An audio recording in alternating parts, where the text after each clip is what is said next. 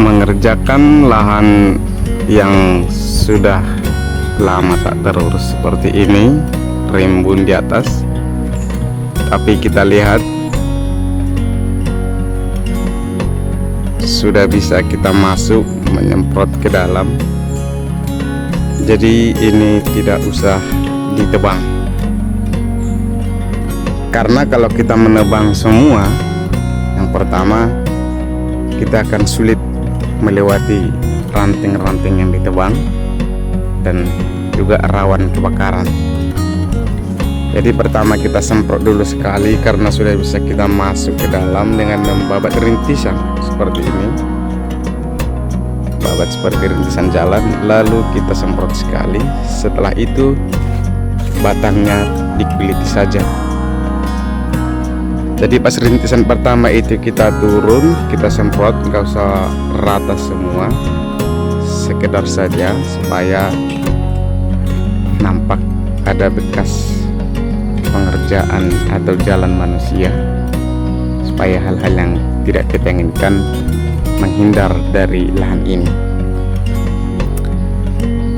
Ini sudah saya tanam di bawah, saya tanam sesuai dengan keinginan kita mau nanam apa ya. Ini untuk perkebunan seperti sawit atau kemiri. Di video yang lain, lahan ini di atas kita buat kemiri, ini bagian bawah kita buat tanam dia kelapa sawit. Ini adalah perbukitan, jadi ada naik ke atas, ini arah atas. Nah, sebagian kita tebang karena memang dia nyangkut ke temannya. Jadi gambarannya kalau kita tebang dia jatuh ke tanah, itu jangan ditebang. Tapi kalau dia nyangkut ke kawannya bisa kita tebang supaya tidak semak kali. Lalu yang kita biarkan berdiri itu kita kuliti seperti ini.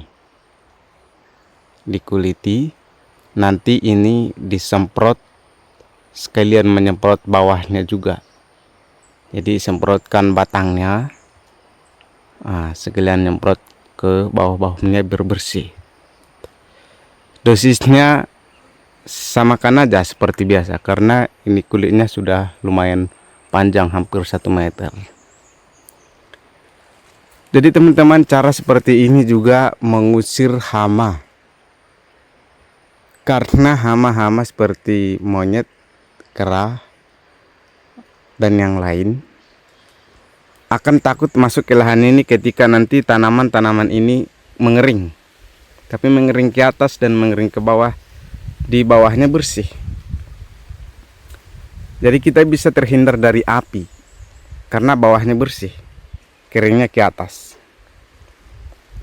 Jadi ini adalah cara yang sudah kami perbuat dari atas sana, itu sudah bersih di atas.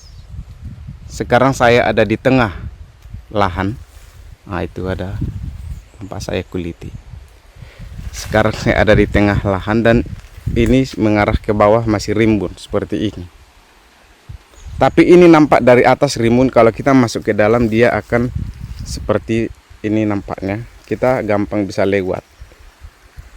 Jadi pertama kita rintis dulu lewat supaya tidak terlalu semak dan hal-hal yang tidak kita inginkan, hewan-hewan liar bisa berpindah dulu supaya tidak mengganggu pekerjaan kita. Jadi teman-teman, untuk hama-hama pengganggu seperti tanaman kelapa sawit, misalnya babi hutan dan landak, jenis ini tidak menyukai lahan yang bersih. Dan termasuk juga monyet dan sejenisnya, kera-kera itu, mereka datang ke lahan ketika melihat ada tunas-tunas baru. Jadi seandainya kalau kita babat ini lalu kita tanam kelapa sawit, nanti ini akan bertunas.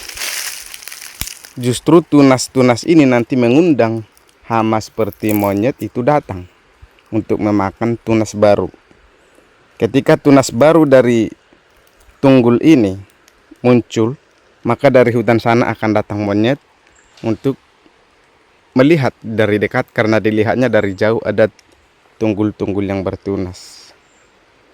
Sehingga ketika mereka masuk ke lahan ini lalu melihat ada tanaman di situ yang berdaun muda, itulah jalan pertamanya masuk ke lahan kita. Tetapi kita buat mengantisipasi seperti yang di sana. Sudah saya ikat batangnya dengan tali plastik. Atau dari dekat saya akan kasih tunjuk kepada teman-teman. Seperti ini. Saya ikat melilit-lilit tali plastik. Usahakan berwarna yang cerah. Saya buat di sini warna merah. Karena hewan seperti kera atau monyet itu takut dengan bahan-bahan yang jarang dijumpai di alam. Seperti ini. Ini dikiranya adalah jebakan.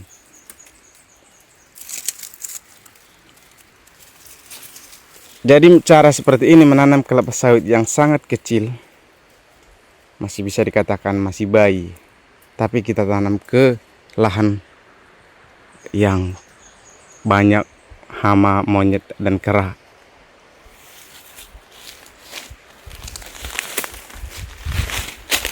Bisa aman dari serangan-serangan hama tersebut. Inilah penampakannya, hampir mirip seperti hutan bukaan. Tapi ini sudah pernah ditebang sekali, dibabat. Tapi karena seperti yang saya katakan di awal, justru ketika dia dibabat, maka tidak bisa kita lewat. Ranting-ranting seperti ini karena masih kecil, ini masih satu-satu dan gampang kita lewati. Ranting-ranting seperti ini kecil. Tapi kalau rantingnya yang besar ini jatuh ke tanah, apalagi ranting yang ini, yang besar-besar ini, dipastikan kita akan kesulitan untuk lewat. Maka cara yang kita perbuat hanya adalah menunggu sampai tumbangan-tumbangan ini membusuk, karena sudah dilarang untuk membakar lahan. Dan kemungkinan juga ada orang yang iseng atau bagaimana. Ketika ini tumbang, kita harus jaga. Nanti terbakar, lahan siapa yang terbakar itu yang kena. Jadi teman-teman sekalian yang mau membuka lahan, ladang di yang banyak kayunya seperti ini. Nah, sebenarnya ini mempermudah pekerjaan kita. Kita masuk ke dalam sana itu gampang. Tinggal semprot bawahnya. Jadi bersih. Seolah-olah ini adalah tanaman kita. Jadi kita tinggal pilih yang kecil-kecil nanti tebangi. Kalau dia nyangkut ke yang tinggi, yang besar. Lalu sisanya akan kita kuliti seperti ini. Dan mengulitinya juga gampang teman-teman. Dengan alat seadanya. Seperti babat atau parang. Ini gampang kita kuliti. Contohnya seperti ini. Saya satu tangan megang kamera ini. Satu tangan mengkuliti. Ini gampang sekali. Nah, kita biarkan saja meluntai panjang. Karena nanti ketika ini disemprot, ini juga kena, maka racunnya akan masuk ke batang. Nah, kita coba lagi.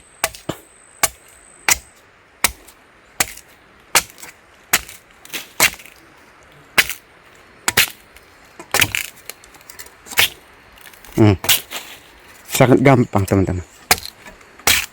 Dibandingkan dengan nebang, kita akan menguras tenaga dan lebih lama kalau kita tebang habis. Jadi sangat-sangat mempermudah pekerjaan.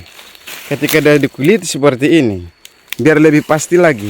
Kalau kita mau, kita bisa buat ke irisan-irisan kecil seperti ini. Karena ini disemprot. Nanti disemprot pakai alat semprot rumput biasa. Kalau teman-teman ingin lebih cepat mati kayunya, bisa dengan cara ngoles dengan kuas. Adukan racun dengan campuran oli